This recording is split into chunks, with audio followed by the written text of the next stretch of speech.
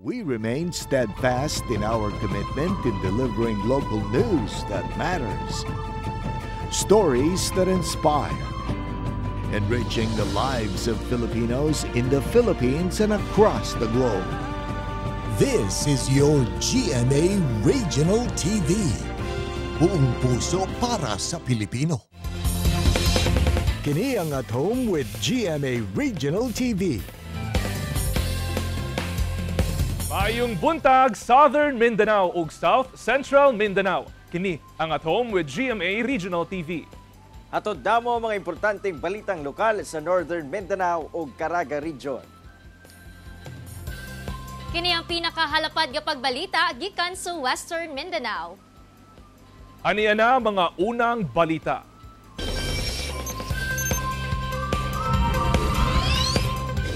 Sa mga taga Davao makasinati og hinay ngadto sa walay aga sulod sa 6 ka oras ang pipila ka mga lugar dinhi sa Dakbayan sugod karong adlaw. Mawad-an og tubig gikan alas 6 sa buntag ngadto alas 12 sa udto ang mga ginaserbisyuhan sa Lubugan, Turil, Davao City. Sumala pa sa Davao City Water District. Apektado ang system sa power interruption sa Davao Light and Power Company. Apektado ang pipila ka lugar sa Bangkas Heights, Lubogan, Baliok ug Dumoy. Samtang 24 oras sab nga ipatuman ang water interruption sugod karong alas 9 sa buntag hangtod ugma alas 9 sa buntag. Apektado niini ang Panorama Homes, Pioneer Village, Break Village, Robinsons Heights ug Kabantian. Kabahin kini sa ipaygayon nga flushing agig pagpangandam sa Davao City Bulk Water Supply Project. Busa pay mangno sa DCWD nga magpondo daan og tubig aron dunay magamit oras nga mawala na ang agas sa tubig. Kapin 800 ka mga rice retailers sa Northern Mindanao nga apektado sa pagpatuman sa Executive Order No. 39 nakadawat na sa ilang mga cash assistance gikan sa DSWD ug DTI. Payout para sa uban pang apektadong rice retailer magpadayon pa. Ani ang report. Gibutyag sa Department of Trade and Industry Region 10 uban sa Department of Social Welfare and Development 10 nga moabot na sa 844 ka mga rice retailers ang ilang natagaan og cash assistance. Ang mga natagaan katong mga rice retailer gikan sa nagkadayang lugar sa rehiyon nga naapektuhan sa pagpatuman sa Executive Order No. 39 o price ceiling sa bugas nga well-milled o regular milled. Sa Cagayan de Oro City, ubay-ubay na ang nakadawat og 15,000 pesos cash assistance gikan sa gobyerno. Sa bag-uhay lang nga payout, 72 ka mga rice retailers sa syudad ang nakadawat sa hinabang. So kung mayroong affected nga micro rice retailers, mao kini sila ang nagbaligya sa ilahang mga bugas at low prices, sa regular milled rice at 41 pesos ug sa well-milled rice at 45 pesos. Pagpaklaro sab sa DTI nga one-time payout lamang kini nga hinabang sa gobyerno, buot pasabot ug galing nakadawat na ang usa ka retailer, dili na kini pwedeng makadawat pagbalik. Magpadayon kuno ang mga payout nga pagahimuon kung asa ginaplastar pa sa DSWD ug DTI ang schedule para sa ubang lugar. Pasalamat sa ato ang rice retailers, ilabi na kato mga nakasunod sa ato ang Executive Order No. 39 kitungod ana manggod sa pagbaligya nila sa 41 pesos per kilo ug 45 pesos per kilo. Na sure nato o natagaan nato ato mga konsumante og barato nga supply sa mga bugas. Pahinumdum sab sa DTI nga bisan pa man nakadawat na sa payout, obligado pagyapon ng mga retailer sa price ceiling sa bugas. Magpadayon kuno ang ilang paghimuong inspeksyon. Kauban si Makoy Sempron sa kamera. Ako, si Cyril Chavez para sa At Home with GMA Regional TV. Usa ka 41 anyos nga babayi ang namatay human mikaon og baki sa Makilala, Cotabato. Nasayrang usa ka American frog ang nakaon sa babayi. Gihaya na ang 41 anyos nga babayi nga nailhang si Marilyn Vehemente human kini mikaon og baki sa ilang balay sa barangay Malasila, Makilala, Cotabato. Sumala sa kabanay, naminhud ang baba, misakit ang tiyan ug nagsuka ang biktima human mikaon og baki nga nadakpan matud pa nila sa sapa nga nasayrang usa ka klase sa American frog. Nadala pa sa ospital ang biktima apan namatay gihapon kini. Apan sumala sa kabanay, naanda na sa biktima og iyang kabanay nga mukaon og baki. Gihimo sab matud pa nga pulutan ang giadobo nga baki sa uban pang kabanay sa biktima. Atay matud pa ang gikaon sa biktima. Sumala sa doktor, dunay parte sa lawas sa baki nga posibleng maoy nakapahilo sa biktima. Ginaobserbahan na ang kahimtang sa ubang kabanay sa biktima nga nakakaunsab og baki. Iya mong ginasukan na ato is black na. So ana ang doktor nga possible daw nga ang nakaon niya sa baki is ang part ato is kanang nay poison ba kay ang ginhawa po niya na nimaho po ang poison.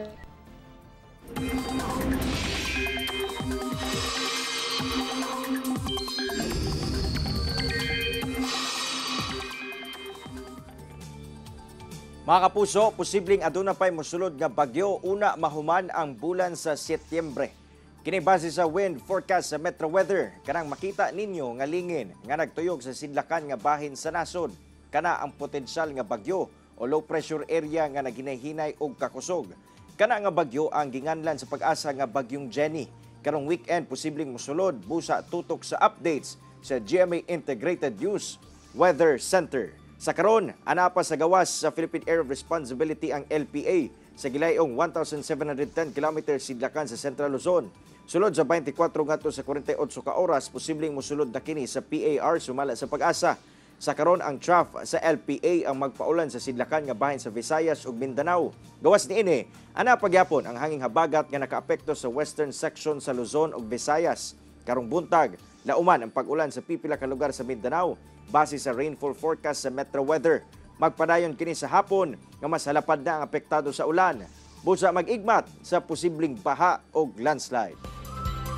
Mga kapuso, this morning, atong makauban ang cast sa madagandang dilag nga sila Riel Lomadilla, Rob Gomez ug Herlene Budol. Usa pa kahang atong angay atangan sa nagkainit nga serye ug kinsa kaha ang makadayon ni Greta V. Sayro nato na kini sa pakinghinabi kanila dinhilang sa Beanstalk.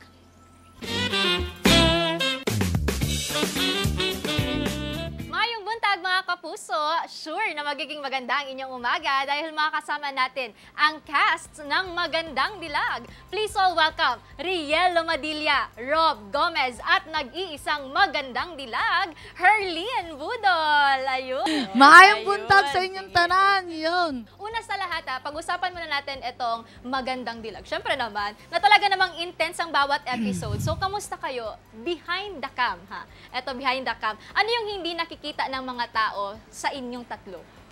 Di ba kaalaban namin si Jared? Ayoko sa kanya sa show. Pero sa personal talaga, barkada po talaga kami tatlo. Ay, ang taas ng huy ko, ang umaga-umaga. Hindi, ano talaga, best friend ko siya, si Angela Alarcon, best friend sila Maxine, sila Ate Bianca, sila Ben, close talaga kaming lahat. Talagang trabaho lang. Hindi, actually, plastikan lang to eh. Ito naman, Magandang Dilag is all about revenge. Tama ba, no? Ito muna, tanong ko muna kay Herlene. Sa karakter mo bilang si Greta V, ano yung pagkakaiba niya kay Herlene ha, sa totoong buhay? Hindi po ako marunong gumante. Wow. Ayun yung totoo kasi parang hayaan ko lang kapag merong may gumawa sa akin masama. Wala akong pakialam. Basta bala ka sa buhay mo, kanya-kanya tayo. Hindi para gumanti na. Pero kasi dito sa Magandang Dilag, puro ako revenge. Parang may gusto kong patunayan. Pero kasi sa totoong buhay, hindi ko ugaling gumanti. Ayun, alam niyo na yung mga kapuso ha. Ito naman, si Rob naman. I heard ikaw ang public enemy. Paano mo naman nasusustain ang iyong character bilang si Jared? Siguro kasi may certain na kagustuhan yung director namin na kailangan ipakita ko kung yung side na kakainisan talaga ng lahat. Pero at the same time, kailangan ko din ipakita na talagang paproteksyonan ko si Gigi, si Herlene sa dulo. So, in real life din siguro magkaibigan kami. So. Sige, eto naman. Ano ho ba yung aabangan ng ating mga kapuso sa Mindanao sa mas gumagandang Magandang Dilag? Meron pa bang mas intense pa sa mga scenes na to? Nako, syempre po marami pa po nga umaatikabo at nagbabagang mga pangyayari sa buhay ni Gigi. Kailangan abangan ng mga kapuso natin kung makakamit niya talaga yung hustisya para sa kanila ni Ninang Luisa or magwawagi ba ang kasamaan? Or kung sino nga ba ang makakatuluyan niya, si Attorney Sungit ba? Or si Jared the Prince Charming. I'm sure you guys had a great time with our Kapusong Zamboangueños. Please invite all our Kapuso to watch again Magandang Dilag and follow you on your social media accounts. Ayan, Riel. Ayan po, sa mga nanonood po ngayon, you may follow me on all my social media accounts. It's XOXO_GMA_RIEL on Facebook, TikTok, Instagram, lahat po. Ayan, manood po kayo ng magandang dilag. Araw-araw po yan, Monday to Friday, 3:20 p.m. sa GMA Afternoon Prime. At please subscribe my YouTube channel, Herlin Hipon. At sa aking mga Facebook, Instagram, ayan, isa lang po, Herlin Nicole Budol or Herlin_Budol. Ayun. At ang Prince Charming naman natin. Guys, Rob Gomez.23 on Instagram. Daghang salamat, Riel Lumadilla, Rob Gomez at Herlin Budol. Mga kapuso, tutok lang kay mabalik pa ang At Home with GMA Regional TV. Kini ang At Home with GMA Regional TV.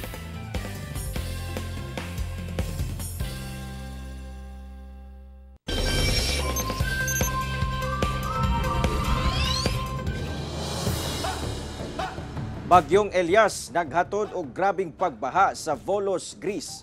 Gilunupan sab ang nagunang kadalanan sa Volos, Greece nga hatod sa Bagyong Elias. Makita ang kusog nga ulan ug hangin nga nasinati sa mga residente. Apan bisan niini, aduna gyapoy pipila nga nang gawas ug ginatulak ang ubang sakyanan nga mitirik na sa nagkataas nga tubig baha. Giigo sa Bagyong Elias ang Volos City sa Central Greece niadtong September 27. Hinungdan nga gibaha ang nagunang kadalanan. Ilabi na ang duol sa pantalan. Gibawal na sa kapulisan ang mga sakyanan nga mobiyahe taliwala sa dili maayong panahon aron malikayan ang kinabuhing makalas. Sa gunsong pag-ulan sa Bangkok, Thailand, naghatud og pagbaha nga miabot sa tuhod sa ilang palengke ug kalsada. Milusong sa baha ang Thai residents sa kalsada nga ginunupan hasta na sa ilang mga palengke ang gibaha sa Bangkok, Thailand. Makita sa video nga miabot na sa tuhod ang baha, apan daw gibaliwala lamang kini sa pipila. Sumala pa nga pipila na kaadlaw nga nakasinati og pag-ulan ang Banga District sa Bangkok. Sumala sa National Meteorological Agency nga lauman pa ang kusog nga mga pag-ulan sa Bangkok sa mosunod nga mga adlaw.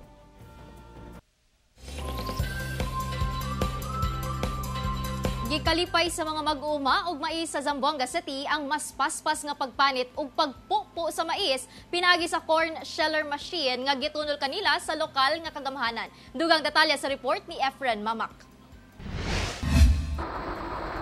Daw susama sa usa ka rice thresher kining makina nga gina-operate sa mga mag-uuma og mais sa Sitio Kansilayan, Dulian, Barangay Bungyao, Zamboanga City. Ang mga na-harvest nga mga puso sa mais automatic nga ginapanitan o ginapupo kung iagi sa maong makina.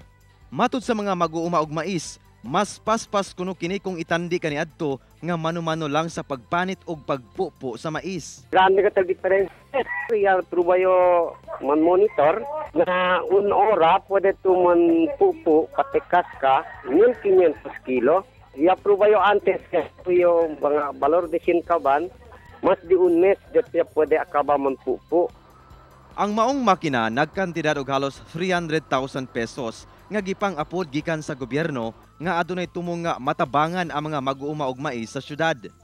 Matud sa Office of the City Agriculturist, dili man usa ka staple food sa syudad ang mais, apan ginaproduce kini alang sa industrial purpose, ilabi na sa mga kompanya nga tighimo og feeds. So other than the production inputs na we are giving to our farmers like fertilizers, like the corn seeds, we are also giving mga machineries, equipments, and facilities needed and essential for the production.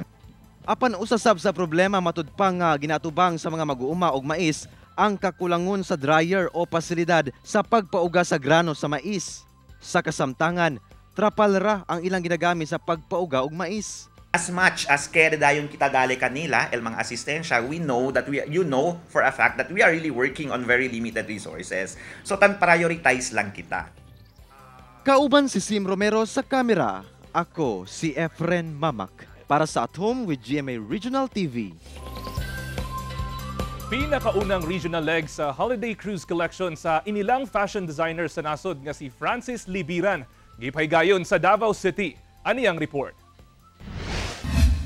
Giramba sa mga modelo ang Holiday Cruise Collection sa usa ka sikat nga fashion designer sa nasod nga si Francis Libiran sa usa ka dakong hotel sa Davao City. Dinhi gibida ang kapin 30 ka mga bagong disenyo nga mga sinina ug bag. Sumala ni Libiran, napili nila ang Davao City sa ilang unang hugna sa Holiday Cruise Collection Regional Leg. Tungod nakita nila ang kaabunda sa kultura sa Dakbayan. The inspiration is, syempre gusto ko yung medyo parang nasusuod siya comfortably. Gibutyag sab ni ini ang dakong epekto ug pagkahugno sa fashion industry atol sa pandemya. Gumikan kay limited na lang kaniadto ang ilang mga event. Busa gikalipay ni ini ang pagbalik sa mga event aron makabangon ang industriya. So where everything is already open, mabuti na nakakatulong sa industriya. A lot of designers are able to do their crafts again, give their services to their clients. So I think it's bouncing back. Abli sab si Libiran sa paghatag og workshops ngadto sa mga aspiring ug rising fashion designers sa Davao region. Davao is rich in culture and I'm very fascinated with how the weavers are here looking at the Magsaysay Park, and it's so fascinating. The colors, the music especially was so inspiring for me. Kauban si Bebot Kahes sa kamera. Ako si Kent Abrigana para sa At Home with GMA Regional TV. Mga kapuso, truly inspiring and motivating gayod ang mga istorya nato this morning. Sama ni ining panultihon ni Aristotle, usa ka Greek philosopher. A friend is one soul, abiding in two bodies. Mga kapuso, 87 days na lang, Pasko na! Mao kadto ang mga ulahing balita sa Mindanao karong adlaw. Mamahimo ninyo kining makita pag-usab pinaagi sa pagbisita sa official website sa GMA Regional TV o bisita ang among official YouTube channel o i-click ang subscribe button para sa pinakaulahing balita. Daghang salamat sa mga kapuso sa Mindanao nga nagalantaw kanamog sa mga kapuso abroad. Padayon lang sa pagtutok sa mga lokal nga balita matag adlaw tungod sa GMA Regional TV. Local news matters. Kami sa At Home with GMA Regional TV. Tibuok puwersa para sa mas dakong misyon ug mas halapad nga pagserbisyo sa nasod.